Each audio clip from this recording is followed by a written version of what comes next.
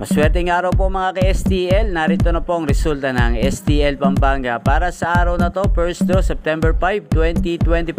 Araw ng Huwebes, naway ang mga natayan niyo pong mga numero kanina ay manalo nawa ngayong oras na to, 11 AM, kaya kunin niyo na po ang inyong mga tickets. Narito na po ang resulta. Para po sa STL Pampanga, first draw result, ang mga numerong nanalo 29 at 22 in exact order sa lahat po ng nakataya kanina ng 29-22. Congrats po sa inyo!